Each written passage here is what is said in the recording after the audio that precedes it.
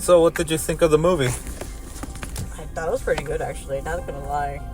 They really decided to say, let's throw the entire fucking budget at the very end and just go bananas with the fight. Keep in mind, we don't have our lore master, Riven Warlock. No. However, I will say, first let's talk about the action. Let's just animation and action first, get that out of the way. I think it was pretty well done. Better than season 4. Actually. I will argue to death that surpassed anything Overlord has done recently. That was just a spectacle that I am happy I got to fucking witness.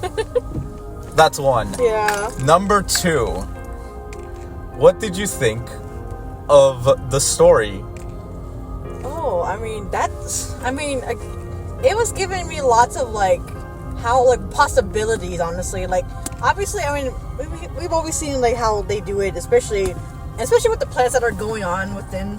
Like, we've known since the series, but I don't know. It's not bad entirely. Actually, it's not. That's what I enjoyed about it the most, because it just gives off different ideas, and all you're left is as you're watching it, you're just thinking every time. It's like, what's going on? Something's not right about this. It's just mind blowing every time. So I don't know. I really cannot say a lot, but it's speechless. It's really just speechless. That's all I can really say at most. So. Well, a lot of it, from what I can gather, is when it comes down to Demiurge, I knew it was a Demiurge focus. Yeah. Well, I thought it was going to focus more with him. I was a little surprised it wasn't. The second that he turned into the quote-unquote demon form, I immediately knew it wasn't him.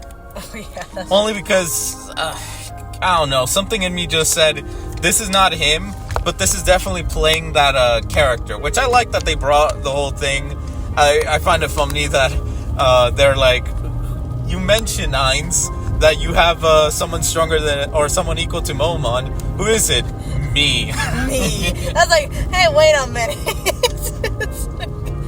It's like, oh, okay, then I guess. But the story, I was like, where is this going? I know there's no happy fucking ending here. Knowing Overlord, literally, if it was any other series, I would buy it. Even ReZero to a slight degree. But Overlord, I'm like, nah, something's up. Something's fucking up, and I can sniff it out. What are they planning? Because if those who don't remember, in season 4, they already had the Sacred Kingdom as part of their alliance, along with other kingdoms or other sections and stuff. But I knew from the start, the point is they want the Sacred Kingdom on their side as an ally, and I understood the idea of having Ainz himself go, because then that would mean they're showing Ainz to a place that is a holy place that their beliefs are wrong. Because it's like, what would you say, racism, I guess? I guess that's one way of putting it. The problem is that I saw the problem right off the get-go, not for Ainz, but as the concept is, they're sending an undead with a bunch of paladins. Oh, yeah. And I'm by all means, that's already the one, red flag already. It's just like, okay. First of all, in this situation, from the way the story started, the princess was, first of all, she's stupid for even announcing she's the princess. Well, she was being a pacifist. No. Pacifists wouldn't fight. No. They would literally get wiped out. No, but still, even though she did, I guess she did fight, and she made her stance, but still, that was just the dumbest thing. It was a dumb move. You immediately just gave yourself away. I knew she was dead right off the even before they showed us her getting brutalized. Oh, that was a good brutalization. Yeah, this one's crazy for rated R content, but what I wanted to say is she's not surviving that. I think she was completely unconscious the first hit. I think the second one did it. Outdid her. Yeah. But no, okay. First of all, we have two completely different sides of things. Oh, yes. Because they were both never the antagonist, per se, or protagonist. No. Well, no. Well, the Squire was the protagonist. That is 100% certain. Yes. Because the whole point was to get someone to, no, Ainz wasn't really looking for a spearhead. That was something Demiurge was so surprised, and Demiurge simping for Ainz. Like that was, I thought they were, but until Demiurge at the end was like completely caught off guard that this squire is spreading the word of Ainz, making it easier. That would have taken years to spread. It made me think, okay, so her plan was never that. And the reason I thought that was because Ainz, whenever it's something related to his plans per se, you can kind of tell a bit when we don't hear his inner thoughts. When we hear his inner thoughts are usually whenever we need to know as an audience, like, this is not necessarily part of the plan. Yeah, and that was like the only time it was really the only time we ever heard that. Really. So that's why I was like, okay. Oh shit. Okay, so is she part of the plan of having some kind of figurehead, see Ainz as a great ruler? But I think that was never the plan with her. I think the plan with her, I'll go more about it later, was related to the bow and the runes that are on it and the unspoken, what was it? Or it was made by the unspoken truth, or no, like a myth kind of weapon. Yeah, myth kind of weapon. That's what it is. But we'll go into that later. But story-wise, I understood it. It's essentially, what can I equate this to? It makes me think the very first arc where he saves the village and stuff. Oh, yes. But at a grander scale. Mm-hmm. That's what I kind of viewed this arc. Like, it is Ainz stepping in to do things, although in this case, it's orchestrated by Demiurge to get the kingdom to trust them. However, the whole goal is also to cause the North and the South to completely corrode and go into a civil war. Because as a whole, I believe the kingdoms, both North and South, do not like demi-humans. And especially the undead. Oh, yeah. So I think having one side start to go into a different path might cause them to completely collapse. Because I believe they're all for, like, the whole holiness, thou kind of thought.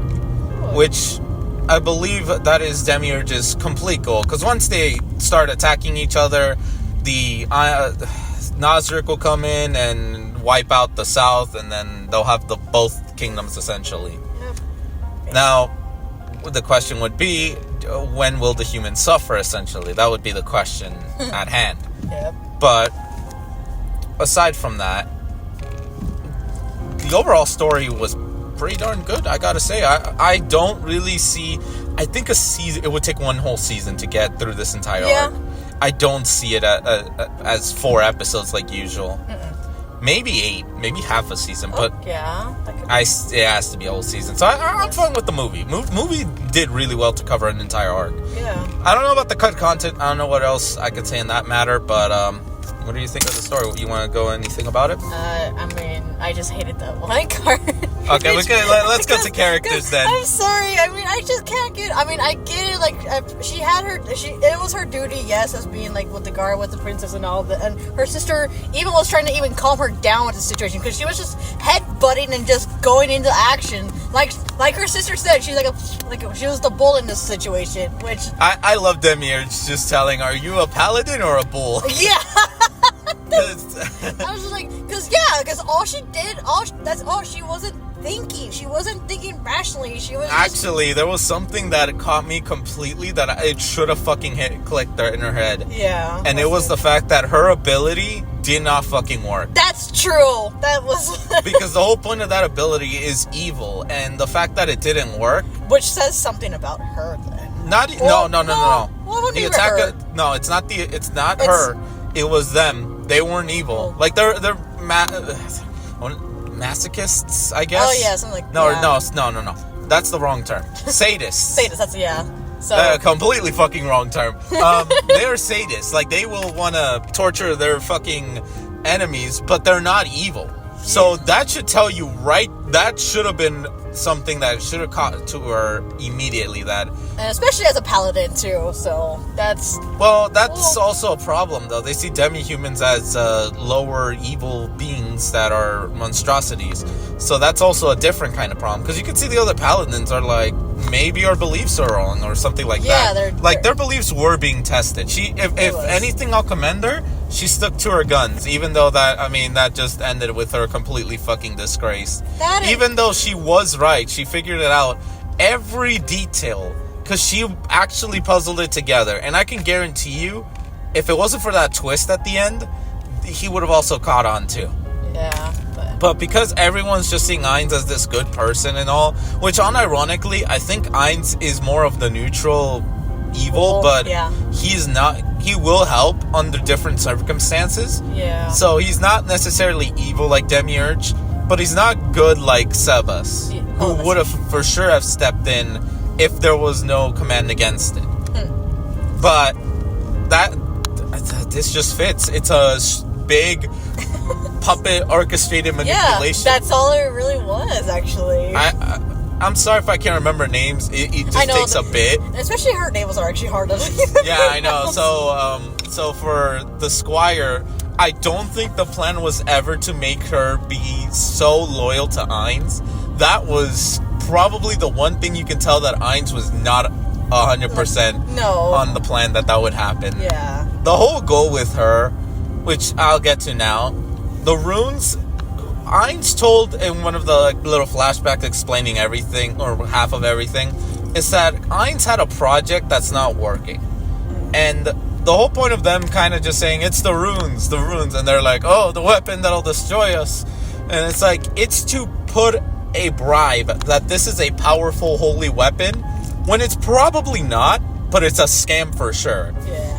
Now, she did really fucking well with that bow. Oh, yeah, like, she was because we saw her father. That's the thing. I think the irony is that they're saying paladins can't use bows. Yeah. And I'm like, bitch, Baldur's Gate proves, says otherwise. Yeah, I was like, hang on a minute. We're in a different kind of class here. Or, I don't know. Like, I get it. Well, to be fair, a lot of the paladin stuff is more sword-like. Yeah, that's true. But come on. Fucking hell, I laughed when I was having fun with that, because I'm like, oh, well, Baldur's Gate begs to differ, but not the point. Yeah. A lot of the point of this is, man, oh man, was she drank her own Kool-Aid. Like, that was just her so bombarded by that. But that did sort of tie into an actual moral question. What do you do about a hostage? Because that was an interesting little dilemma. As much as you hate Miss Crazy Paladin, she has a point. Like, her thing is to protect the people, and they have to find some other way. But as Ainz says, if you let them see that the hostages are a weakness, they'll use it. Yes. That was that was a great line from him, because no matter what, evil is always around. Well, it's a rephrasing of saying that, but evil will. The moment you give evil a weakness, they'll suck in. They will not let go of that because you gave them something. Mm-hmm. So yeah, unfortunately, the kid died. Like yes, and even if the father was grieving, and that's what and the thing with how Ainz said about weakness, like how the strong can do whatever they want, and the weak, well, they're weak. Yeah. But Ainz, I think I'm gonna have to say one thing. Ainz, you started the series over fucking powered. I don't know what to say to that. It's that is controversial, actually, as a matter of fact. However, he's not wrong. Unfortunately, his thing is that he's not wrong. If you're weak and you just say you're weak, like, yeah, you're not doing anything about it, then you'll forever remain weak.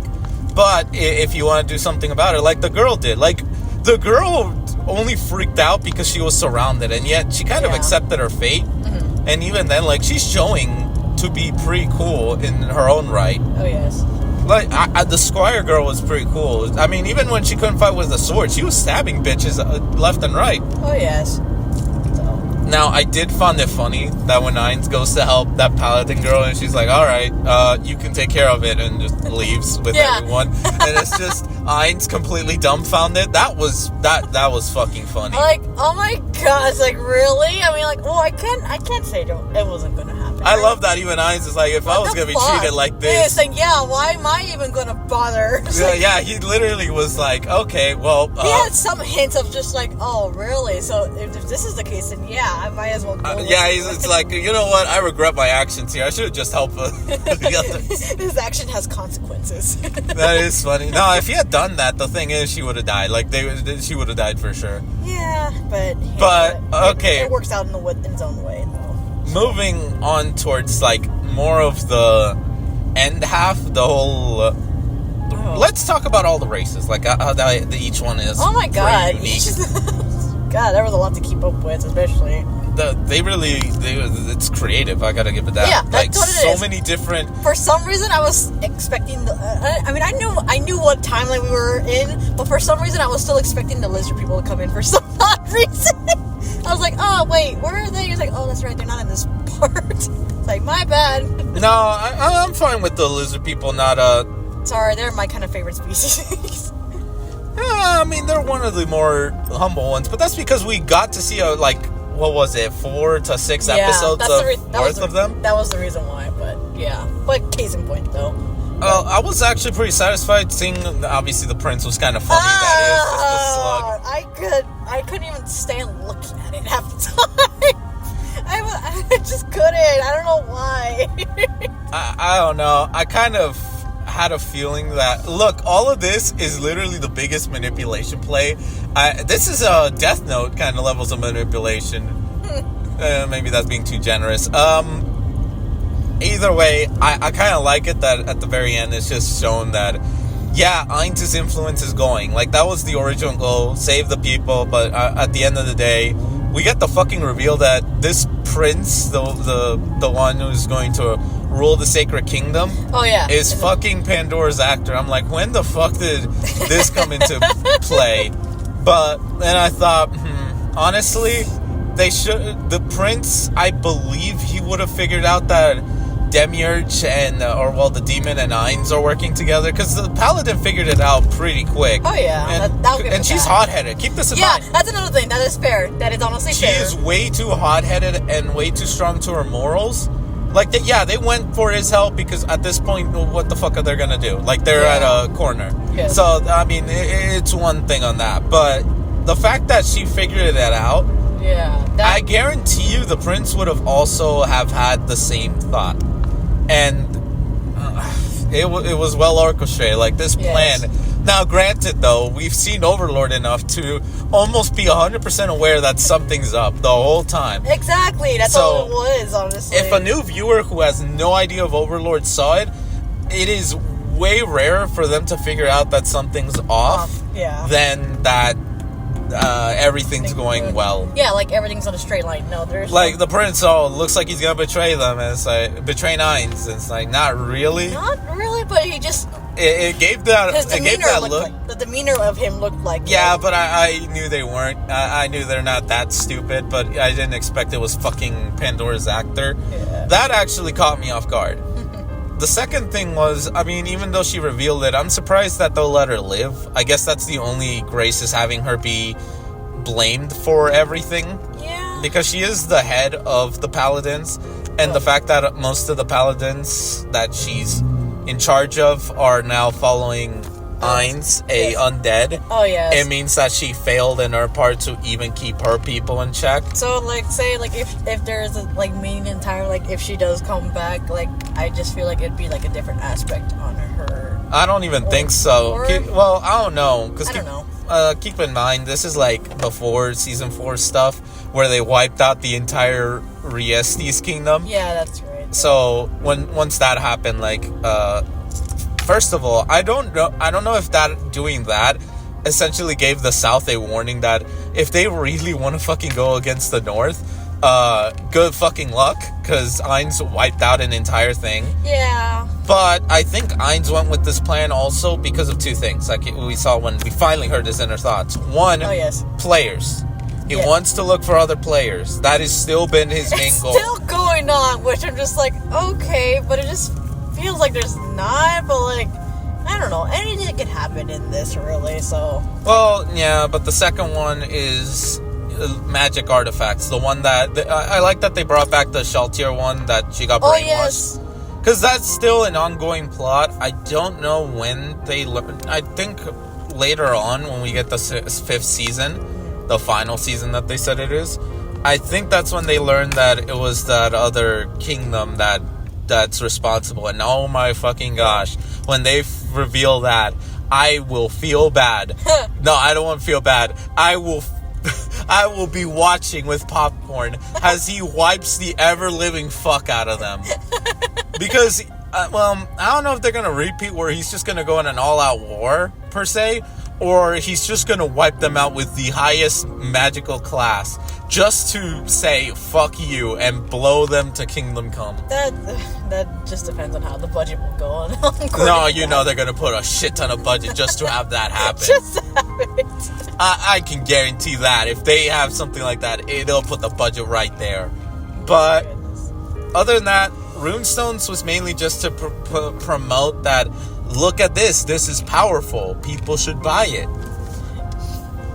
I think that was the point, because Ainz had told Demiurge and Albedo he's trying to do a project, but it's not going so well. Yeah. And literally he asked the battlemate that had been with the Squire, like, it's like, did they talk about the Runestones? And it's like, I tried my best. Like, she doesn't want to see. No. She doesn't. She was like, I did it. Basically saying, I did it. Look, I love her only because I feel like her interaction with the Squire was super funny. Oh yeah, that really It felt was. like genuine sisters just It arguing. did, honestly. I want to see more of that. I want to see more of just those two. Every time when the Squire was crying, then when she blew her nose, like that long strand of, I was like, wow, that's a long one. I haven't seen this one.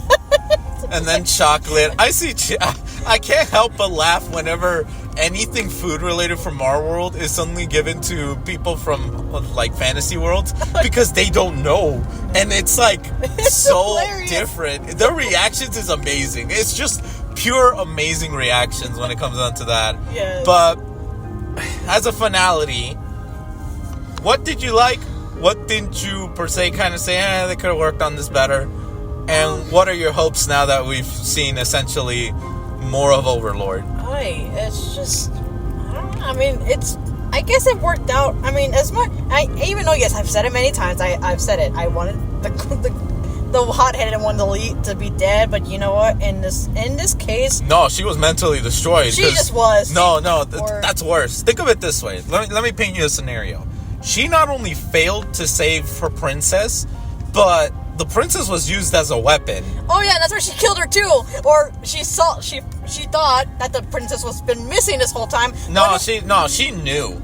It's just her mind cannot comprehend that until like she's like she sees all the blood and body parts and all that. Well, that was because when she made the strike, and then that's when he said, and that's when the yeah, said, but that's when weapon. it finally like reality hit, and that fucking, because she was in the denial the whole time. She really was. Wait, though. 5 stages of grief. Freaking, what is it? Denial. Denial. What is it? Anger. Anger. Was it Depression? No. Bargaining. Bargaining. Depression. And then what is it? Acceptance. But she never. She was always in fucking anger mode. She was. She just didn't. I don't know which one you could say is bargaining, but fuck. No, by the end of the fucking thing, she was depressed. Like, she was just outright just done. But no, the moment she kind of was trying to put it all together, like, that's when it finally, like, reality finally hit her in the face. Because I just think it's gonna take. No, because everyone's been saying she's dead, and she's like, she's missing. Like, you can tell she's in denial the whole time. Yes. So, I don't like to laugh at misery, but it is funny the fact that we have the 5 stages of grief happening right before our eyes. Not all 5. Not all. But fuck, I just thought of it now. Yeah, it was like a good setup already, all lined up. As I'm saying, if she had died, I mean, she'd be dead. But what is more worse is breaking either a person's spirits or their dreams, because that is unrepairable. That actually is though. So, in the fact that Overlord takes the more darker route, because anyone who dies is more mercy in the grand scheme of things. That is true, actually. That is true, So, let's be real. This is the best case scenario as a villain, per se. Well, she become a villain is not the... She's gonna die. Like, she's gonna die. They already have her to die. Yeah. I don't think... I don't... won't happen. No. Well, I don't think that Pandora's actor revealed that she knew, or she started connecting things. Mm-hmm. But if he did, Demiurge wouldn't really see it as a problem because she's disgraced at this point. Yeah, like, no one would listen to her, basically. Not to mention, if they did, I mean, they're fucking dead. So, she's dead either way. It's just, she's now used as a prop. So, she only has a limited amount of time before they do kill her. Yeah. For the Squire, though, I think what's going to happen is, because, I forgot the battlemate that was with her, but she is essentially, because they're friends, Ainz is probably going to put some kind of rule in effect that they cannot harm the Squire girl. Yeah, that's for sure. It's just again, like, with, especially since she's making a new, like, group or so, or basically saying that to appreciate Ainz, basically, for what he's done. Yeah, so essentially, she's probably the most... It's interesting because they're both from the same paladins, but they took such radically different paths. They did, actually. One... Look, as much as it looks positive, it is not. And I'll tell you why, in the terms of a real-world scenario. One actually abandoned her actual path as a paladin. Yes. At this point, I was actually going to say to you, she's an oathbreaker. Yeah, actually, that really worked. That is the right title to say, really, for her. As much as you hate the paladin one, she stuck to her real beliefs, and unironically, she is the good guy. Yeah. So, it sucks, because we're seeing one perspective, but if you really look at the other one, she's the she's the good guy, really. Yeah, as much as we hate to admit that, or as much as we want to say, like, even after everything she went through, she really was the good one, though. And I hate to say that, but, like, it's really untrue. It just tells you Overlord is a perspective fight. It is. And unfortunately, no one has a real power unless you're that fucking dragon, but no one has the real power to stand up to Ainz and the entire Nazarick. But other than that, what would you rate it? This would be... I would have to give this really more of more of an 8 of a 10. I'm don't get me wrong. It was still great. Everything was still great. I'm just... I guess I'm still left baffled again with the weapon, but with the bow and all that. And I find it funny that everyone was kind of silent. And she's like, it's just an ice. What was it? No, it's a nice bow. And it's like runes. Like, come on.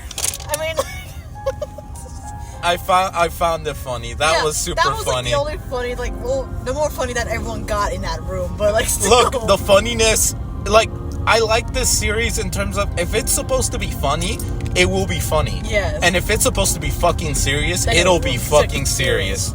So I'll give it a 9 out of 10. Like, it was damn well perfect. Yeah. I just wished that we got more into Ainz's thoughts. Yeah. I don't know why, but whenever you have Ainz and you don't take that advantage, it I don't know, it just feels wrong. It feels without it. That's literally my only gripe with it. Anyway, 9 out of 10. Any final thoughts you want to add in?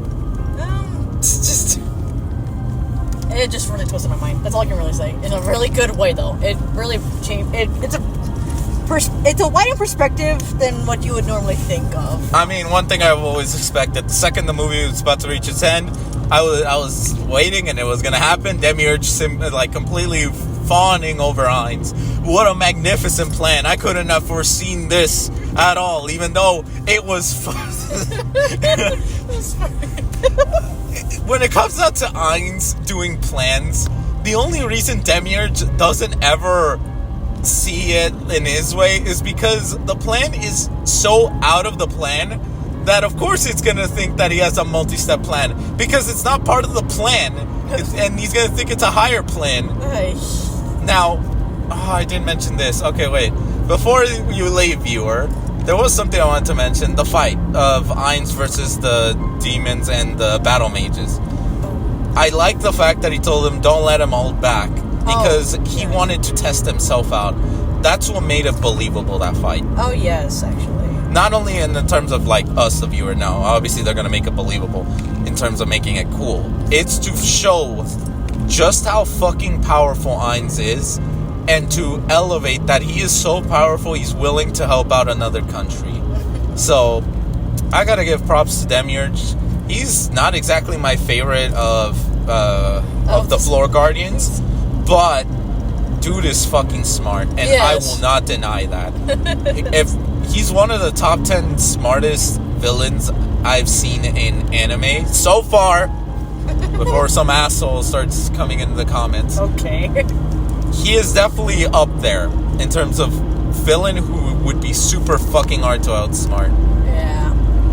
Obviously, you can argue which one is better between Albedo and Demiurge. That's a different discussion and doesn't need to be in this video, but I'm bringing that up just in case that does come up. He is pretty smart. Like, the idea he had, Ainz, of course, random improvising is completely not an idea, which is why Demiurge wouldn't necessarily account for that. But I gotta say, this was a damn good movie. Like, I'm glad. It really was, though. It really was a really good movie. But overall, man, I had fun. We all did.